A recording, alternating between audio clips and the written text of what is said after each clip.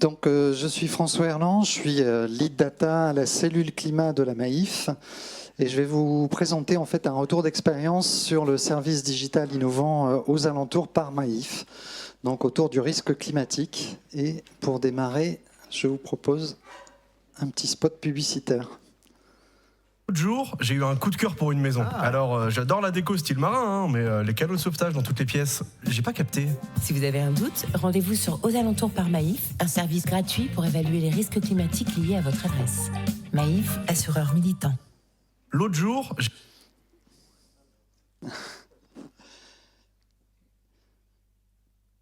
En quelques mots, je vais vous dire qui on est. Le service, en fait, comment il est né, quels étaient les enjeux et les problèmes que nous avions à résoudre. La genèse de l'idée en fait, de ce service.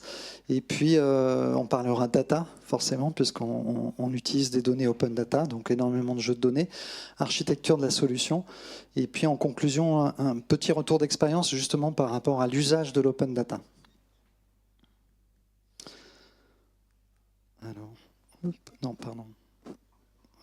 La Maïf, en quelques mots, on est une assurance mutualiste née en 1934, 8000 collaborateurs, avec une forte proximité avec les enseignants. Historiquement, c'était la mutuelle des enseignants. On a une entreprise qui est tournée vers la relation client, le service, l'innovation. Ce sont nos valeurs.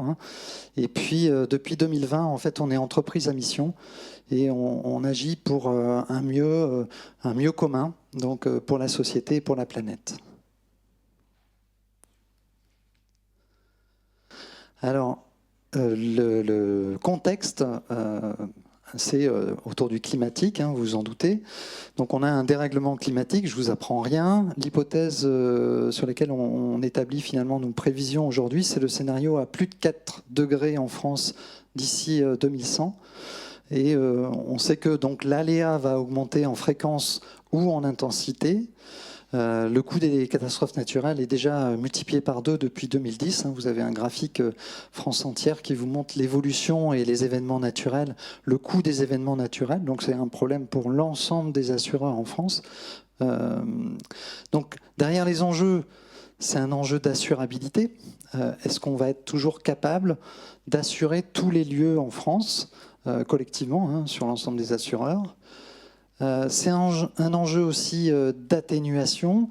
On peut atténuer en fait l'impact du dérèglement climatique en réduisant nos émissions carbone. Et puis c'est un enjeu d'adaptation. Et ça, c'est vraiment là-dessus qu'en fait on va insister. C'est en fait les mesures de prévention qu'on peut mettre en place pour réduire le risque ou réduire le coût des catastrophes naturelles lorsqu'elles arrivent. Le deuxième contexte, en fait, c'est une faible culture du risque en France. Alors, 2 chiffres qui disent à peu près la même chose. 39% des zones qui vivent en zone inondable, des personnes qui vivent en zone inondable ne se sentent pas exposées. Donc ça, c'est Fondation Maïf. Et puis une autre source, c'est l'Association française de la prévention pour les catastrophes naturelles et technologiques, qui dit un peu la même chose. 45% des métropolitains ne savent pas à quel risque leur habitation est exposée, alors qu'ils sont dans une zone à risque. Donc faible conscience du risque, optimisme par rapport à ça, avec des comportements, des verbatims souvent, ça n'est jamais arrivé ici. Donc continuons là-dessus. Je suis moins à risque que les autres, donc je regarde ce que font les autres, finalement, ça me rassure. Ils n'ont rien mis en place, donc je ne vois pas pourquoi, moi qui suis moins à risque, je vais mettre des choses en place. Donc on voit qu'il y a un biais qu'on appelle le biais de normalité. On a du mal en fait à être dans la nouvelle situation du réchauffement climatique. Alors la genèse de Aux Alentours, c'était en 2020. Donc il y a 4 ans, on a voulu innover sur le climatique en posant des concepts, des idées. Et l'idée qu'on a retenue, qui a donné naissance Aux Alentours, c'est « je sais où je m'installe ».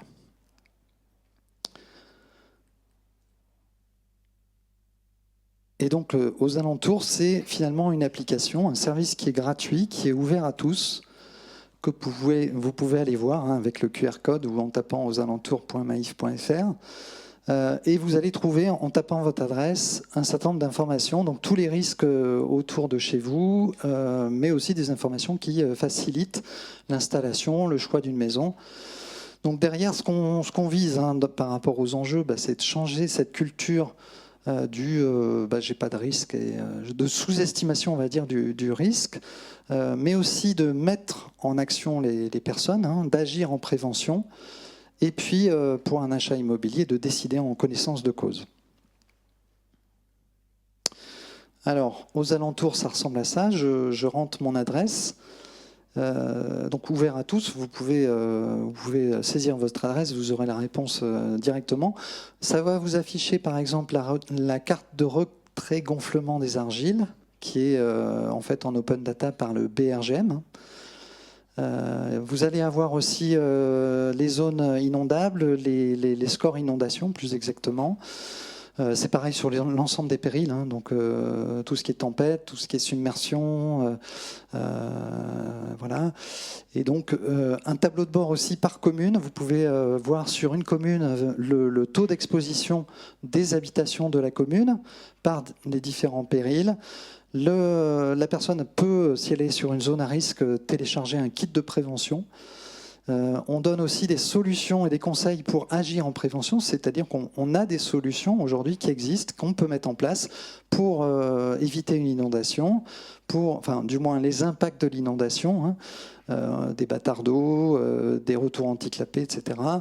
On a aussi des solutions pour la sécheresse, par exemple élaguer les arbres autour de chez soi, qui sont trop près d'une maison. C'est un facteur d'aggravation en fait de la sécheresse.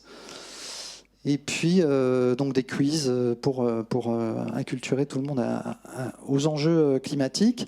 Mais c'est aussi un site où on va redonner de l'information sur le prix immobilier, l'évolution du prix depuis les 5 dernières années, les temps de parcours par rapport au commerce et aux services.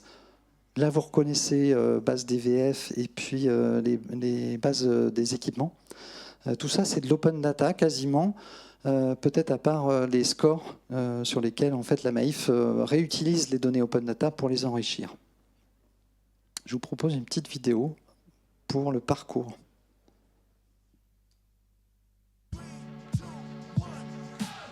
Aux alentours par Maif est une plateforme en ligne qui vous permet de consulter les risques, les services et les prix immobiliers aux alentours d'une adresse. Vous y trouverez aussi des conseils et solutions de prévention adaptées. Sur cet écran, vous trouverez un résumé des principaux risques naturels, la cartographie liée à ces derniers, ainsi que des informations sur les risques de votre commune. Si vous êtes sociétaire Maif, vous pouvez vérifier gratuitement votre éligibilité à des aides pour réaliser un diagnostic inondation et des travaux. Pour cela, il suffit de vous connecter avec vos identifiants Maif et de remplir un formulaire qui vous mettra en relation avec nos partenaires de confiance. Retrouvez des informations pour savoir comment vous protéger en cas d'inondation ou de retrait-gonflement des argiles. Des solutions concrètes de protection individuelle vous sont proposées. Consultez aux alentours par Maif pour savoir comment votre adresse est exposée et comment agir concrètement.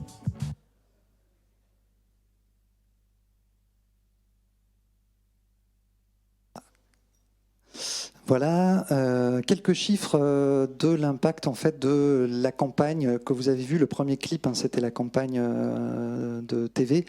Et puis finalement, en termes de visiteurs, on voit effectivement qu'il y a un saut dans les connexions aux sites aux alentours. On est sur les 7 premiers mois de 2025. Donc on voit une forte croissance. Le nombre de rapports de prévention aussi en croissance à 23 000.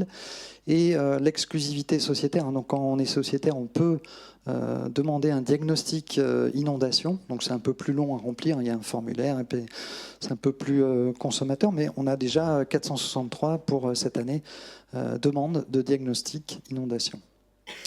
Donc là, on voit la Maif se positionne non seulement comme assureur, mais préventeur pour agir pour un mieux commun. Voilà.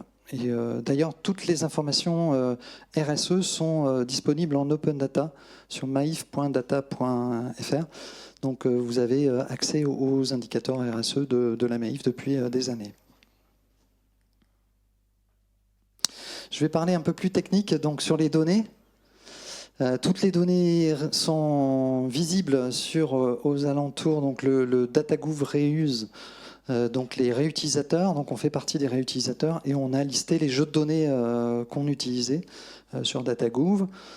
On fait peu de transformation de la donnée. C'est essentiellement, en fait, on ingère les données, on les retravaille, on les croise. La plus-value, c'est vraiment le croisement des données par rapport à une adresse. Donc tout ça est disponible.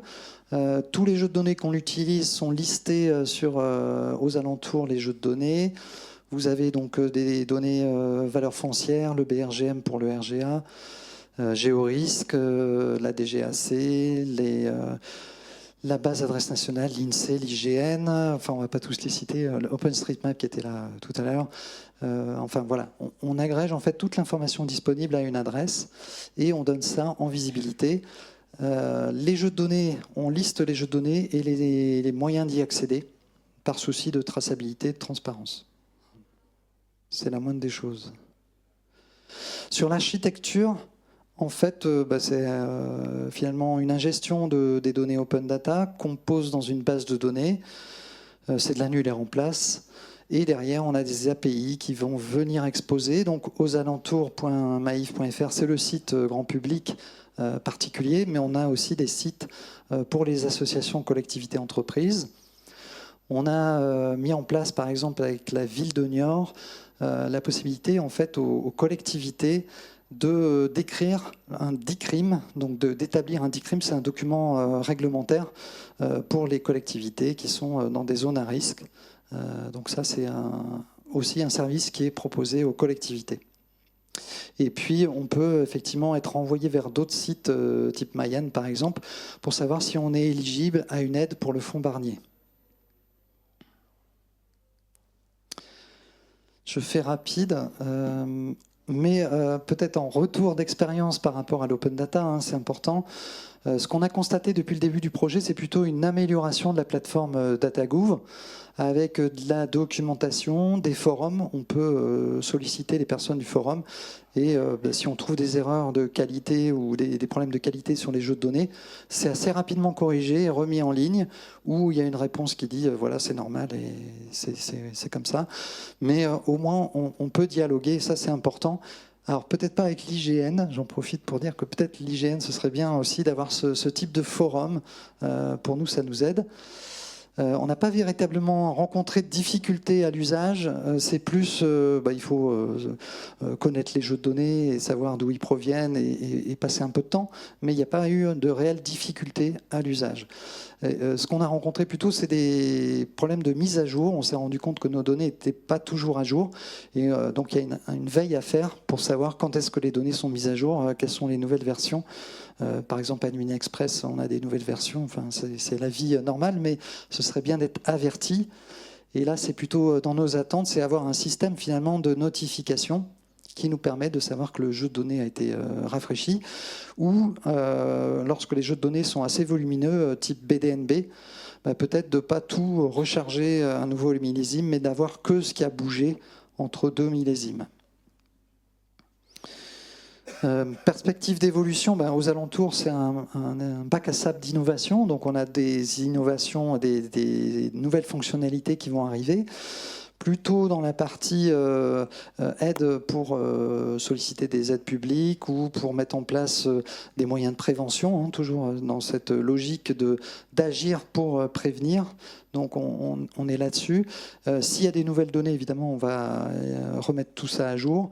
Et puis on pourrait aussi utiliser, je pense, aller plus loin sur la partie bâtiment, identifier les bâtiments à une adresse. Donc utiliser le référentiel national des bâtiments lorsqu'il sera plus utilisé et plus accessible.